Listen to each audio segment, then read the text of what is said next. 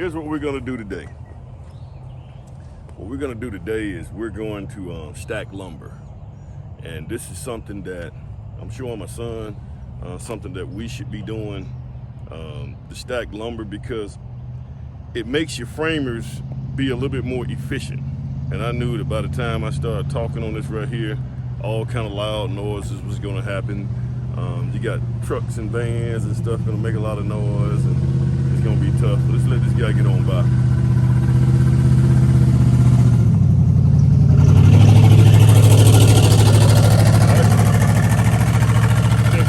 I was wishing that guy'd be coming over here where I am, but he got too many ladders on his van to be a framer. But as you see right here, and showing the house right here. Actually, guys, to be honest with you, we should have been finished with this thing about 2 weeks ago. I think this my and I'm gonna be honest with you guys. If you want to, you got me again. If you want to make some money in this building industry, become a framer. But I'm not just talking about a framer that comes in and just cut lumber and stick it together. I'm talking about a framer that understands load-bearing walls. They understand deflection. Let's let this guy get on by again. Well, I guess he is my guy. I guess they're gonna try to call the cavalry in and try to get this thing done. But I don't expect everybody on the framing crew to be very competent when it comes down to loads, but there has to be somebody there every day that really understands load. They understand deflections, they understand spans, and those guys have got to understand how to read blueprints. This guy right here, good guy. If I had to rate them from a scale of 1 to 10, I'd say this framing crew gets a 6.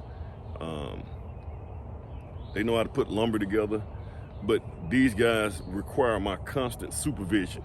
I have to be over here every single day watching things, and I have to make sure that it don't get so far gone until we can't undo it and get it back right. And see, when you have to undo things to get it back right, that costs me more money, costs me more time, and also we done cut through lumber, so it costs me more lumber. And so the best thing to do would be to take it out on the frame. Hey man, you're gonna have to pay for this,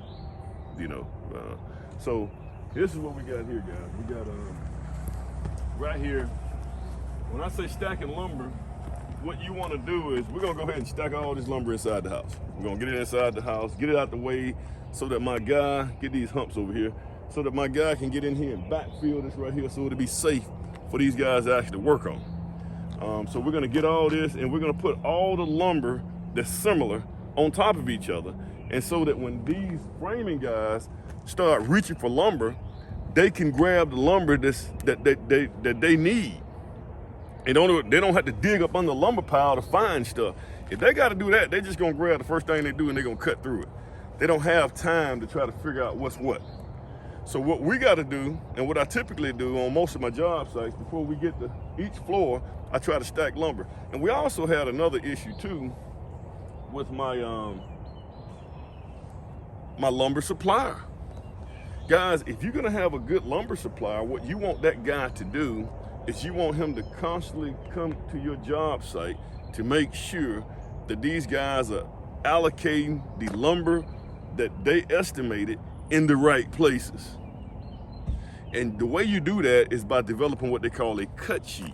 And the cut sheet tells you where all the lumber should be allocated on that site. So say for instance, you might have some 2x12. Well, these 2x12s right here, 2x12s by 12, these are your stringers for your steps. These 2x10s are gonna be used for flooring joists. And it actually tells you where everything. Now, I'll be honest with you, I'm gonna give a shout out to Hillard Grissom. Hillard works for Alpha Lumber,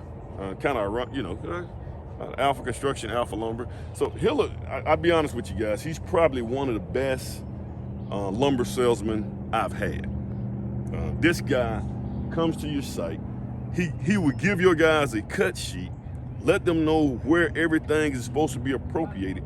There's no going back and forth to try to figure out, well, did you get this on here? Did you get this on here? Well, these guys didn't get this right here. Well, this right here didn't show up. I got to go check on this right here. No, man, this guy actually puts, this is where this right here needs to be used. This lumber right here needs to be used right here. This lumber has to be used right here. Guys, that's what you want. Yes, sir.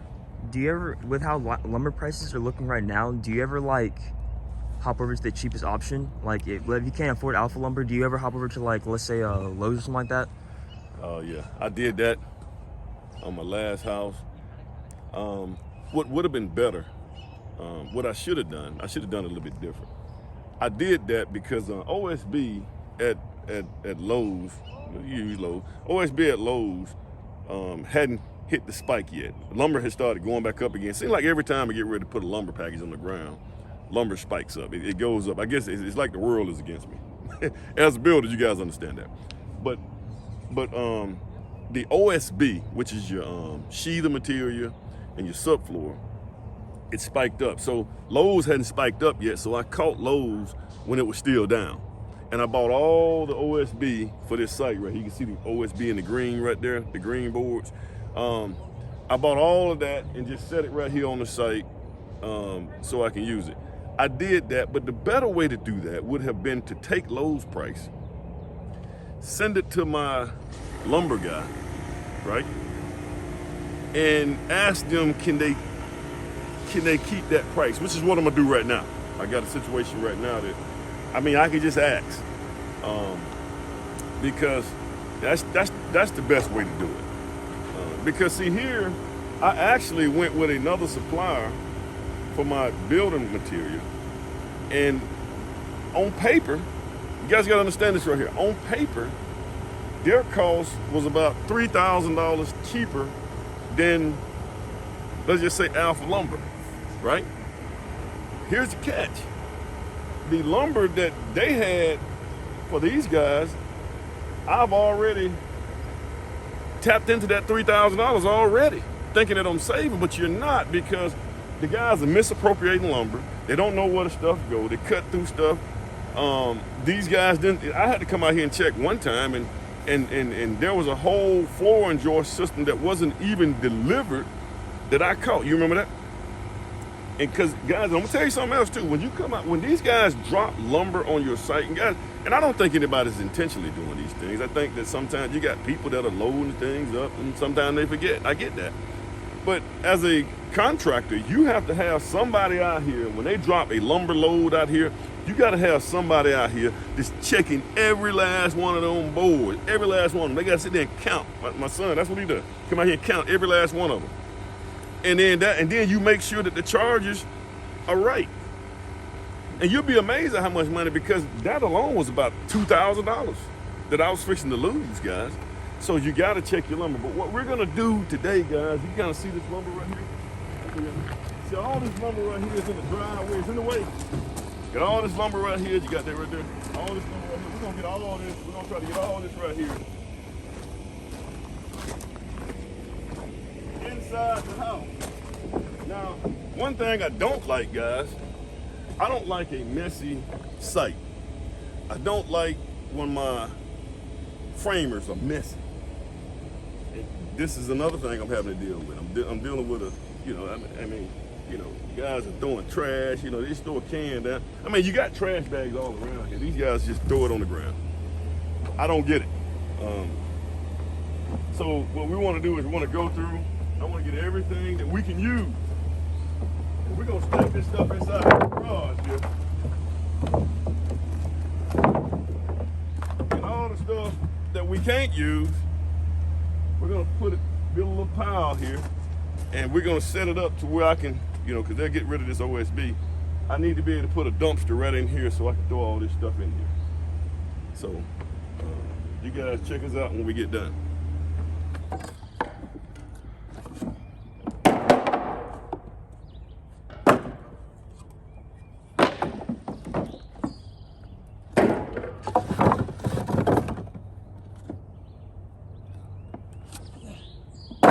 All right, guys, as you see, I had to come out of my clothes. We've been working so hard.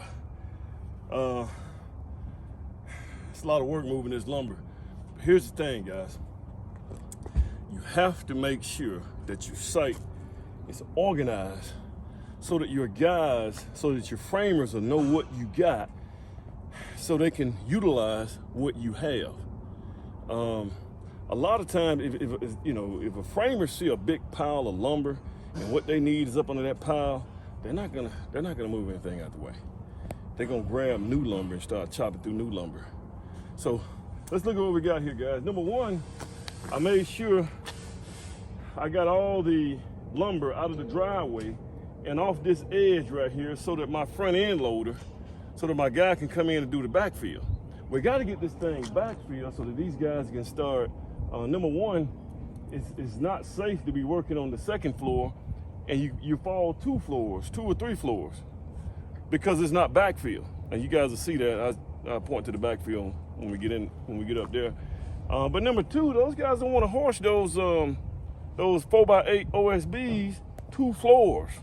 You don't want to do that. That's a lot of work. So, we got to try to make it conducive for the guys that's coming out here doing the work. So here's what it looks like now. So now we can get in here. I covered up some of my lumber. I got everything like these right here are 2x8, all the same length. Got them all right here. I got some tongue and groove, which I got covered up just in case it rained again. Got some tongue and groove plywood right here. Then I came here. I got so tired, guys. Well, me and my son got so tired. We got them in the right length. We got these studs in the right length. So we got, look like we got 10-foot studs and 9-foot studs, and I think we got some 8-foot studs here. So we got those separated. I actually got the 9-foot here, and then the 8-foot, and then the 10-foot. Got my OSB. I got the 2x4s, 16 feet. I have 2x4s treated 16 feet, and these gonna get sent back. There's no need for us to have it. Well, we may use a few of them on the walls, but if you kind of come through here, man. We got 2x8, and we're all trying to put them in the same length. See them all put in the same length. So if these guys need something, they can just come here and look at it. You see what I'm saying? They can look and see what they need. Hey man, I'll take that right. I'll take these. You can stack those over here because we can use those. These 2x6s. Oh, they right there? Yeah, these 2x6s. Should be.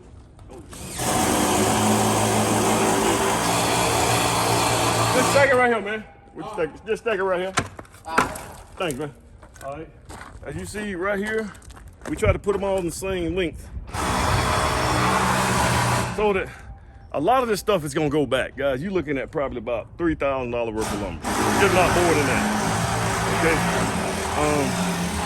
I put these up here because, well, right over here. Oh, man. Right over here. We got some 2x6s, and we got a coffer ceiling. I mean, you don't want to cut through good lumber to make coffer ceilings. So we got lumber that was used, and we can make this right here and utilize these right here for coffer ceilings because you got to use 2x6s. All right. Now you guys can actually see my waist. This is my waist right here. We actually went through every last one of these pieces of lumber, we hand-picked every last one of these pieces of lumber. Anything over 3 to 4 feet, we can use that. Everything else is put it right here. If you got too many nails driven through it, just go ahead and throw it there. They're not gonna take time to knock those nails out, okay? Here,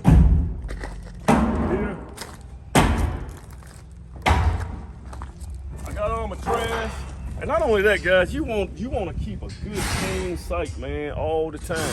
You want to be able to see all your lumber, and because you don't want to waste anything. It's all about waste, man. And I'm gonna tell you, the guys when they doing this stuff, I'm gonna be honest with you. If I was them, I'd do the same thing. These guys, they're trying to get done. They're trying to get finished. They're not gonna sit here and go through all your lumber and figure out what piece they're just gonna start sawing through everything. And that's what you don't want, man. You want to have the lumber available for them, but they need to be able to see. Now, really good framing crews, they do this right here.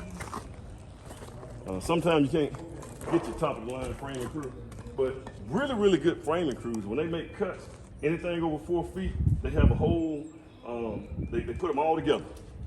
And they keep using them because see what that does is that keeps that framer from having to call. It keeps from having to call me and try to get some lumber dropped back off over here. Oh, these bees right here. Yeah, that thing right there is there you go. But they see, a lot of time when they can't find the lumber because it's under a pile and stuff like that, they got to pick the phone up and call me. I got to call the lumber supplier. I got to have the lumber supplier ship it out here. I got to come out here and check to make sure that they sent enough, or sent what they were supposed to send, and they're not charging me or overcharging me or whatever. And then the guy can use the lumber. That's too many different things, too many different items that has to go right. And in the meantime, those guys have stopped working. See, that's what you do. But a really good framing crew is gonna they're gonna keep the lumber to the side. Like you got this lumber right here, this OSB. There's always a place we can find some OSB.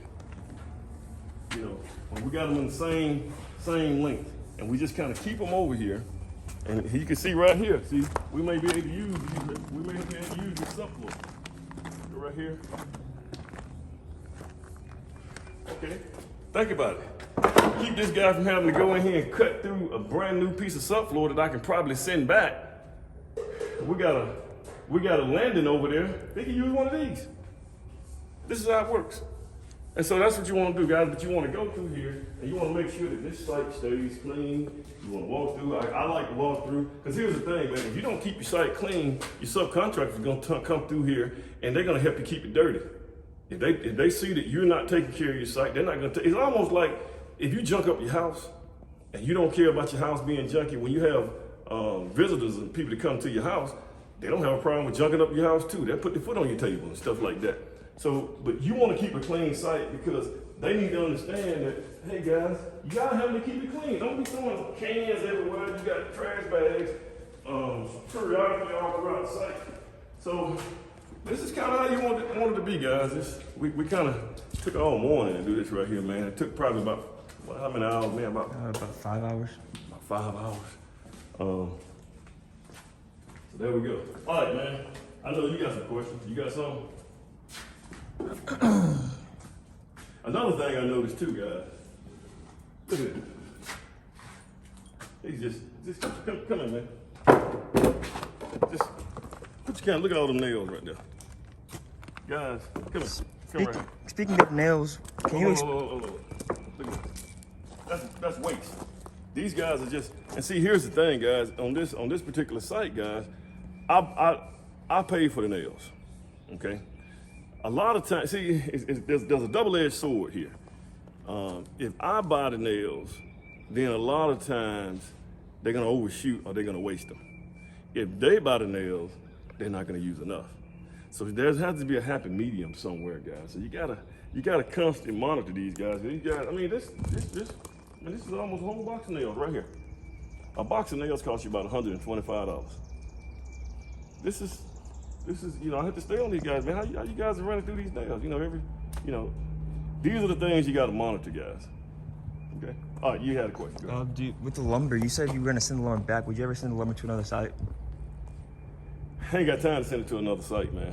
Because the reason that you really don't want to send it to another site is because you need to develop the cost for each individual site. Does that make sense? See, I don't need this cost that we save over here to carry over to another site and give another customer credit for something that happened over here. So no, this customer here, because here's the thing, man, lumber now is a budget item, is an allowance item. Does that make sense?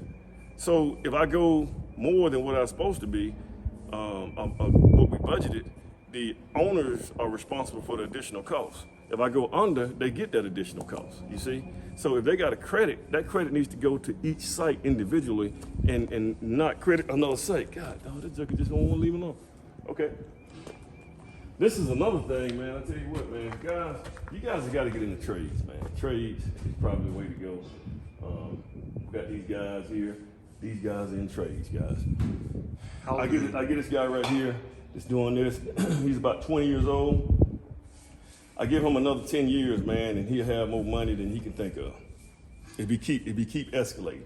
But the name of the game is to learn everything he can learn while he's working right here with what's the name of the company? What's the name of the company again? TrueMark. TrueMark. I've been using TrueMark for a while, man. These guys are good. The Johnny on the spot. They got a lot of welders. I'm gonna tell you something else too, guys. Welding, that's a good trade. Good trade. But these guys, like I said, this guy's 20 years old. You about 21. There's another guy over here about 21. Guys, I'm gonna tell you guys, if you guys, as a man, guys, you're not gonna hit your maximum earning potential till you're around 45 years old. So don't, just keep focused, man. You guys need to be laser focused on what you're doing in life. And these trades, man, I'm telling you, man, they told us we need to go to school and get all these degrees and stuff like that, but this is where the real money is being made right now. He'll never go, I mean, I'm telling you, man, you'll never go without a job if you got this stuff figured out. But go ahead, you got something else? That was it. You good? All right, man, you guys have a good one.